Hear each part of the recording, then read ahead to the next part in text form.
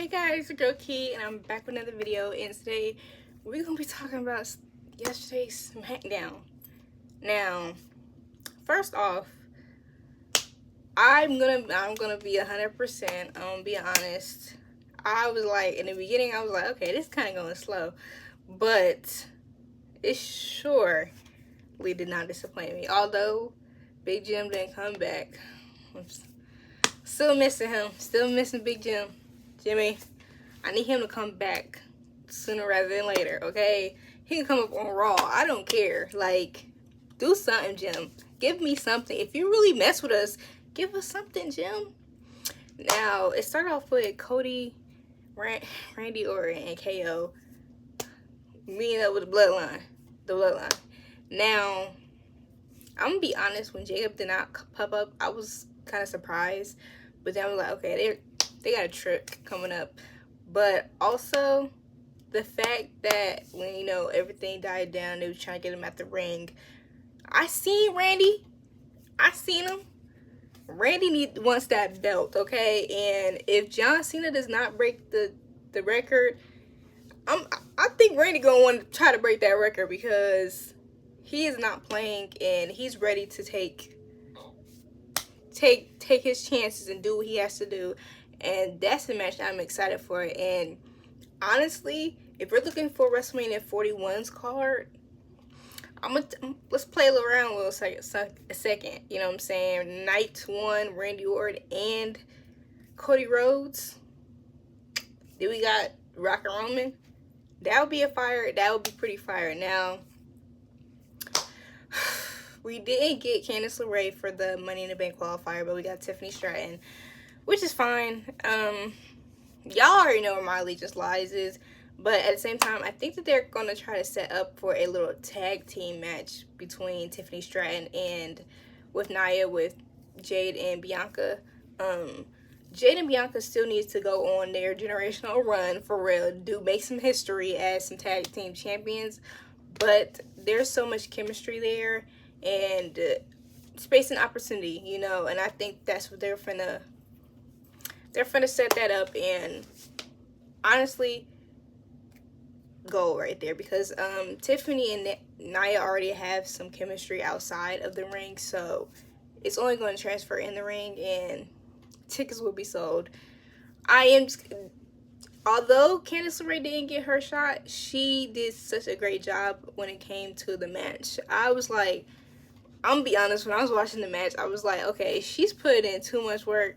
They probably gonna give the match to somebody else, and they did. Now, finally, we got to see Pretty Deadly. Now, Pretty Deadly gonna be beat up by the Street Profits, and honestly, that whole segment was hilarious. Street Profits need something. They need something, and I'm liking the storylines that they're getting put in. I don't think that out of all the tag teams, they are not the tag team that is wasted. And which I already feel like Dawkins and Montez Ford can have a great singles run, but at the moment, I'm not mad at them keeping them together, because if there was a time they needed to split, we're past that, and we're gonna have to wait for another opportunity. And right now, it's not it, because there's nothing bad, and Bobby's out, so there's nothing bad going on there. Now, Logan Paul, I feel like Logan Paul they had to be cussing him out or something, because the TV kept going black, and I was tired of that, because I'm like, New York, is it you or is it Fox? Because y'all both might be y'all playing on my nerves, and this censoring is just, I'm tired. Like, if you're gonna censor it, censor the audio, do something. I don't care if they're flicking them off, okay? Like, I'm sure there's TV on Fox where people are giving off the middle finger, okay? So it's okay. But Logan Paul, for real, I will say this. He does bring some type of star power with his connections from YouTube and just connections in the industry with Prime. So sometimes it's a pleasure for him to be around, and he is great in the ring. I ain't gonna ever take that away from him. But LA Knight, he doesn't need to get the contract, but he'll be great in that match. Y'all know I was rooting for Santos Escobar as well, because, like, he hasn't really been in any big events since WrestleMania, and that was okay. he don't need the contract LA, because at the end of the day, he's going to get a match with Logan Paul, period. And it would be a waste of a contract. Now, Melo in the Bank didn't sound too bad. I will be honest, that didn't sound terrible.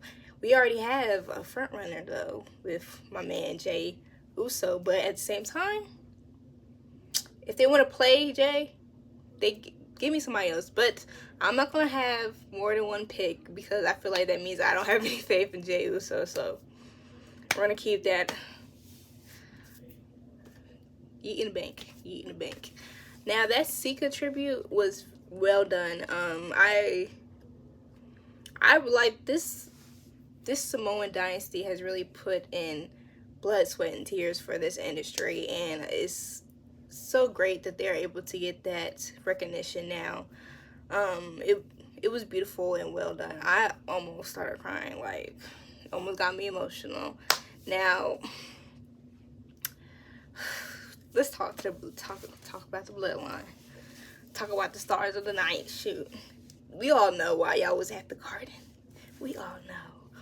Again, I miss my man Big Jim, but Jimmy will have his chance. I'm sure they're not going to play around with his return, especially with the fact that people are waiting for him. Now, Solo Sikoa, me and you, how dare you do that to Paul? Okay, I'm on the couch and I'm just thinking, what are they gonna do? And here you go. Acknowledge me? Really? Really? Really? You gonna really play with Big Goose like that? You really gonna play with Big Goose? And then you had the nerve to bring out the Ulafala. How dare you? How dare you? How dare you? Now, that had me on the edge of my seat, okay? This bloodline story is cinema, okay? Like, they're not playing around, and honestly, the writers in that room deserve a raise. Although I hear that Roman and Paul are, like, very into the writing, and I'm sure they already have big pockets, so they don't really need a raise more.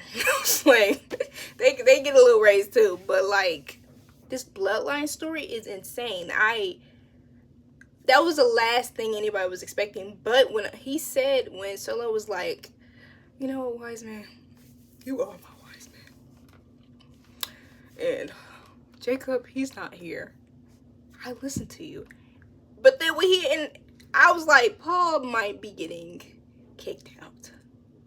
But then we announced Jacob. Now Jacob, Def Rebel did not victimize him this time, and that right there was fire. That interest was fire. I don't know if the Anawaii family got some strength. They pulling some strings and making sure Def Rebel don't mess up any of their things. But 10 for 10, 10 for 10.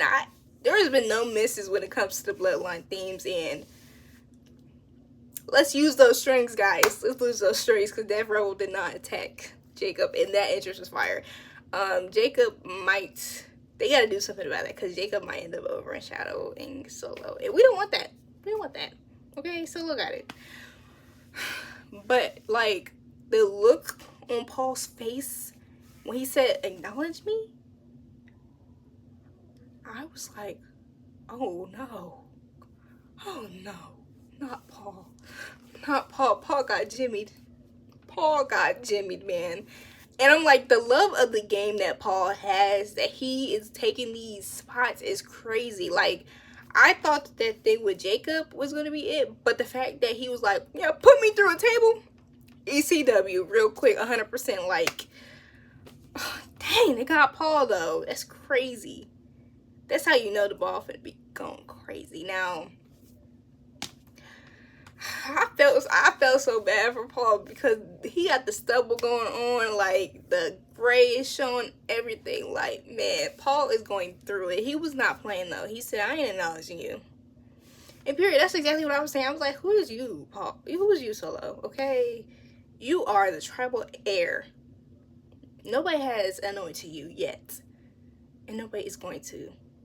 But SmackDown, they did well. They did the Garden proud, and I feel like now, as always, after a SmackDown episode, it has you wanting another one. It's like, okay, I can't wait for next week, and I feel like that's just the plan every week, is to you're auditioning for to come back, and they have that in the bag. Now, those are my SmackDown talks. I hope y'all liked it. Let me know how y'all feel about yesterday's SmackDown, because that jump was crazy, okay? Thank you for watching. Please like, comment, share, and subscribe.